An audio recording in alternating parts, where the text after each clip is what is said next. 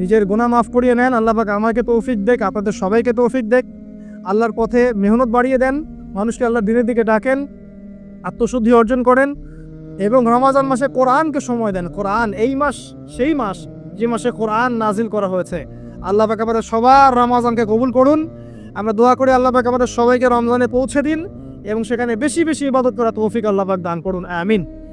এবং এই সব মানুষদের জন্যই হবে ঈদুল ফিতর। আল্লাহ পাক কি বলেছেন?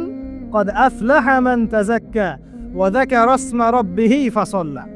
ঈদের দিন যারা তাকবীর দিতে দিতে আল্লাহু আকবার লা ইলাহা ইল্লাল্লাহ আল্লাহু আকবার ওয়ালিল্লাহিল হামদ পড়তে পড়তে ঈদগাহে গেছে, সারা মাস রোজা রেখেছে, তারাবি পড়েছে, তাহাজ্জুদ আদায় করেছে, বা কিয়ামুল লাইল করেছে, কোরআন তেলাওয়াত করেছে, সাদাকা দিয়েছে, ইফতার করিয়েছে, আত্মশুদ্ধি অর্জন করেছে, এই মানুষগুলোর জন্যই হচ্ছে এই খুশি, অন্য কারোর জন্য ঈদের খুশি নয়।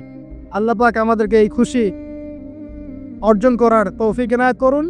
আল্লাহ পাক আমাদের সবাইকে রমজানে পৌঁছে দিন এবং সেখানে বেশি বেশি বারাকা দান করুন, ইবাদত করার তৌফিক দান করুন। আমাদেরকে আল্লাহ পাক ইলম অর্জন করার তৌফিক দান করুন।